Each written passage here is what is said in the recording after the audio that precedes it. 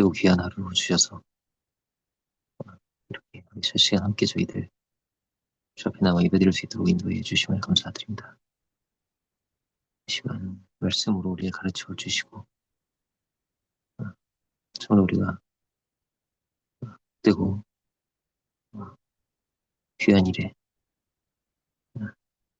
주의 사명자로 믿음의 사람으로 쓰임받을 수 있는 저희들 될 수 있도록 이 시간 인도하여 주옵소서. 은혜와 지혜를 더해 주시고 믿음 안에서 승리할 수 있는 우리들 될 수 있도록 은혜 베풀어 주옵소서. 성령께서 인도해 주시기 원하옵고 모든 것 주께 부탁드립니다. 예수 그리스도 이름으로 기도합니다. 아멘.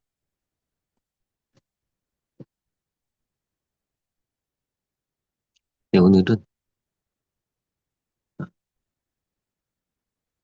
출애굽기 보겠습니다. 출애굽기 7장 8절부터 13절. 제가 봉독하겠습니다. 7장 8절부터 13절. 여호와께서 모세와 아론에게 말씀하여 이르시되 바로가 너희에게 이르기를 너희는 이적을 보이라 하거든 너는 아론에게 말하기를 너의 지팡이를 들어서 바로 앞에 던지라 하라. 그것이 뱀이 되리라. 모세와 아론이 바로에게 가서 여호와께서 명하신 대로 행하여 아론이 바로와 그의 신하 앞에 지팡이를 던지니 뱀이 된지라. 바로도 현인들과 마술사들을 부르매 그 애굽 요술사들도 그들의 요술로 그와 같이 행하되 각 사람의 지팡이를 던진 뱀이 되었으나 아론의 지팡이가 그들의 지팡이를 삼키니 그러나 바로의 마음이 완악하여 그들의 말을 듣지 아니하니 여호와의 말씀과 같다. 말씀의 제목은 아론의 지팡이가 그들의 지팡이를 삼키니라입니다. 이스라엘 백성들을 구원하는 데 일어났던 이야기입니다. 모세에게 주신 능력으로 바로와 신하에게 나아가서 지팡이를 던져서 뱀이 되게 하는 장면이죠. 여기서 뱀은 지혜를 상징합니다. 뱀같이 지혜롭고 비둘기같이 순결하라고 하죠. 예수님께서. 보면은 이 세상에 지혜로운 사람들이 있었고 그들의 뱀과 모세의 뱀이 싸우는 거죠. 전도의 자리에서는 늘 이런 지혜의 싸움이 있다 할 수 있습니다. 안 믿는 사람들도 안 믿는 사람들의 논리가 있어요. 여러 가지 어려운 질문을 던질 수도 있습니다. 진화론이 될 수도 있고요. 과학, 인문학, 여러 질문을 할 수 있죠. 그래서 전도는 다르게 보자면 지혜의 싸움입니다. 로마서를 보면 변증이에요. 왜 구원이 필요한가부터 시작을 하는 것입니다. 유대인에게 구원이 필요한가? 윤리적으로 선하게 살려고 하는 그런 사람들은 구원이 필요한가? 하나님은 정말 의롭고 선하신 분인가? 여러 가지 질문이 성경에 가득합니다. 로마서는 해답의 책이라고 할 수 있습니다. 영어 성경을 보면은 물음표가 65개가 있어요. 많은 물음이 있는 거죠. 그리고 그 해답이 로마서입니다. 어렵지만 굉장히 중요한 책이죠. 확실하게 알고 싶고 또 우리가 확실하게 전달하고 싶다면 로마서를 알아야 합니다. 깊이. 사도는 여러 가지 질문을 미리 생각해서 그 질문을 던지고 질문에 답을 주는 형식으로 로마서를 기술한 거죠. 매우 변증적이고 답을 정확하게 주고 싶었던 것이죠. 우리 신앙이 그렇습니다. 답이 정확해질수록 우리가 믿는 바가 무엇인지가 정확해지는 것이죠. 베드로전서 3장 15절을 보면 너희 마음에 그리스도를 주로 삼아 거룩하게 하고 너희 속에 있는 소망에 관한 이유를 묻는 자에게는 대답할 것을 항상 예비하되 온유와 두려움으로 하고 이렇게 됐습니다. 대답할 것이 항상 예비되어 있어야 한다. 이렇게 되어 있습니다.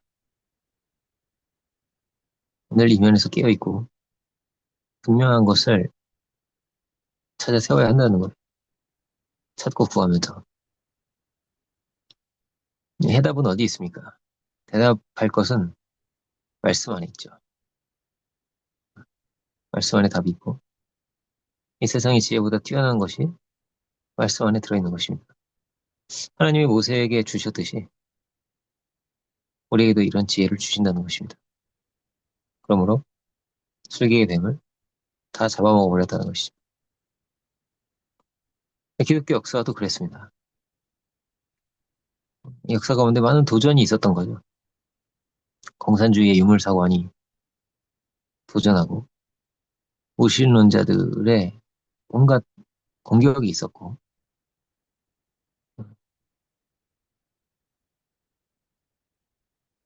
그들의 질문에 답을 했던 많은 믿음의 사람들이 또한 있었던 것이죠.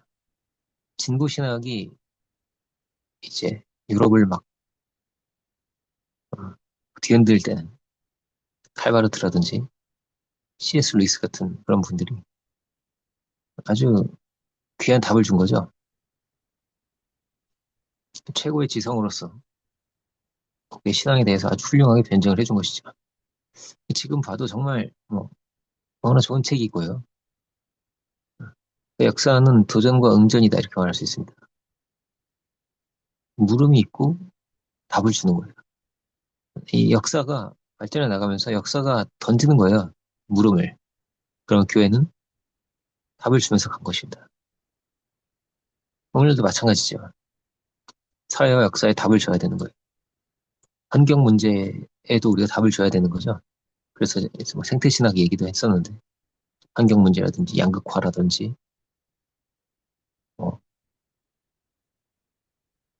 여러 가지 문제들에 대하여 그리고 공동체 해체라든지 이런 여러 가지 문제에 대하여 우리가 답을 줘야 하는 것이죠. 해 아래 새 것이 없는 거예요. 늘 같은 문제가 있는 것이고요. 그렇기 때문에 말씀이 늘 답이 됩니다. 우리의 죄성은 늘 같은 것이고 그래서 답이 늘 같죠. 로마 시대 문헌에 이런 이야기가 있었다고 합니다. 요즘 젊은 애들이 버릇이 없다고. 재밌는 얘기죠. 고대 시대에도 똑같은 게 있었던 거예요. 근데 성경은 시대와 역사를 초월해서 우리에게 답을 주는 것입니다. 말씀은 궁극적인 가치가 무엇인지 우리에게 분명히 보여주고 있는 것이죠.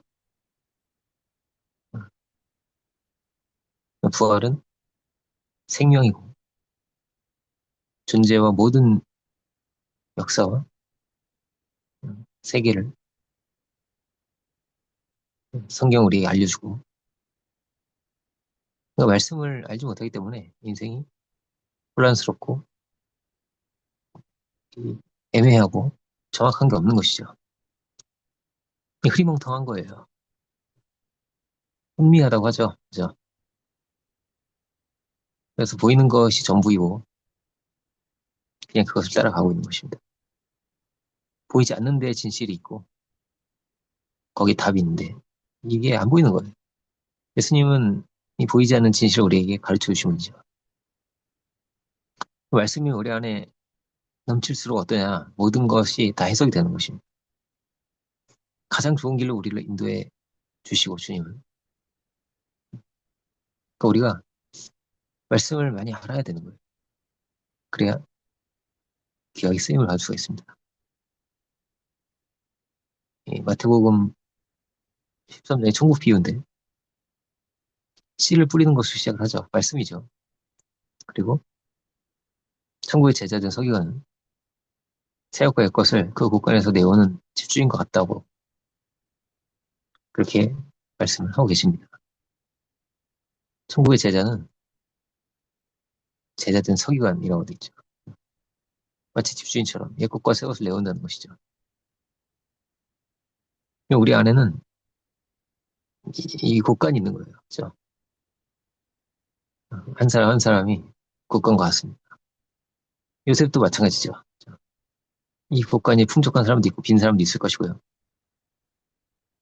문제가 생겼을 때 말씀의 창고에서 답을 꺼낼 수 있는 사람이 되어야 하는 것입니다. 마귀는 우리를 늘 혼미케 하고 말씀을 잃어버리게 하는 것이죠. 왜냐하면 말씀이 제일 중요하기 때문입니다. 이 싸움이 늘 있는 거예요. 제일 중요한 것을 치려고 하는 거죠, 마귀는. 그러면 죽을 거니까요. 마귀는 광명의 천사로 가장합니다. 창세기 3장이 참 정확하죠. 마귀가 좋은 것을 줄 것 같지만 결국은 말씀을 치죠. 진리를 흔들죠. 혼란을 주는 거죠. 먹으면 죽는데, 그죠? 죽지 않는다는 말을 한 거예요. 혼란을 준 거란 말이에요, 그죠? 그러니까 사탄은 가라지를 뿌리는 존재라고 되어 있습니다. 분명하고 정확한 게 있는데 가라지를 뿌리는 거예요. 절대성을 흐리게 하는 것이죠. 말씀이 흐려지면 권세가 흐려집니다. 자기가 누구인지를 놓치게 됩니다. 지식은 한계가 있는 거예요. 사람의 지식으로 하나님을 파지할 수가 없습니다. 하나님은 초월의 하나님이거든요. 최고의 지식이 뭐냐? 우리가 할 수 있는 가장 귀하고 최고의 능력이 있는 거는요. 믿음에 있어요. 말씀을 붙드는 거예요. 이후에 이제 10가지 재앙이 내리는 장면이 나오는데 지팡이를 든 그가 기적을 행하게 됩니다. 하나님 말씀하시죠. 그 지팡이로 이적을 행해라. 기적의 모든 근거가 말씀에 있는 것이죠. 주님도 대부분의 기적을 말씀으로 행하십니다. 주께서 명하시자 잠잠해지고 주께서 명하시자 죽은 자가 살아나고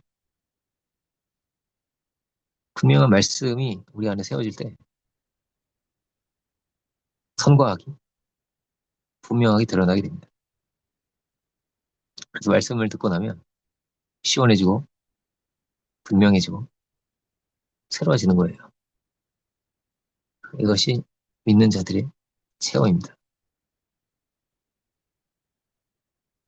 하나님께서 직접 재앙을 내리실 수 있지만 모세를 통해서 내리시죠. 그리고 그가 기도하면 재앙이 멈추게 됩니다. 그는 지팡이로 이적을 행했다고 했습니다. 엄청난 권세죠. 하나님께서 우리에게 이런 권세를 주시는구나 하는 것입니다. 말씀에 이런 권세가 있고 능력이 있구나. 말씀이 전해질 때 강팍해지는 사람도 있습니다. 바로처럼, 그죠? 그렇지만 우리가 한포해야죠. 이것이 모세의 싸움이었습니다. 바로가 무섭죠. 그렇지만 하나님께서 명하시니까 담대히 전했습니다. 하나님께서 주신 권세가 있기 때문에 담대하게 믿음으로 선포한 것이죠. 우리도 이런 영적인 싸움 가운데 있습니다. 이것을 기억하고 우리에게 주신 권세를 드러낼 수 있는 우리들이 될 수 있기를 제 이름으로 축원드립니다. 기도하겠습니다. 사랑의 주님,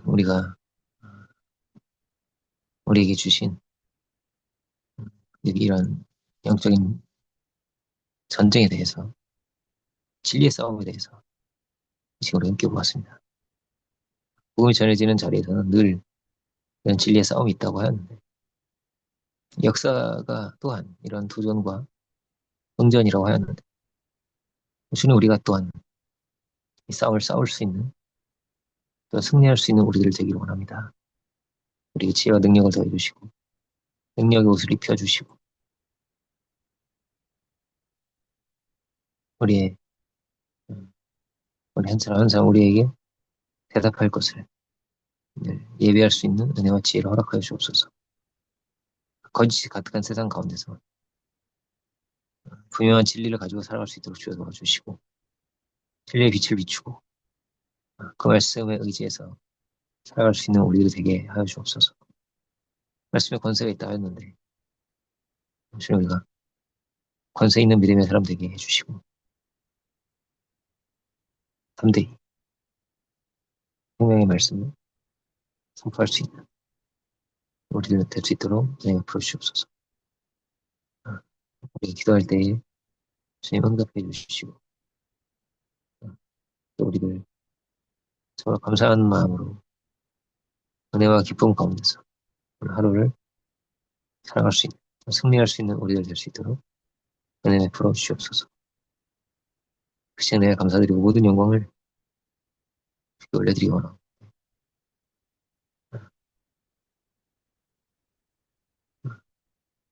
모든 말씀이 술수 이름으로 기울입니다.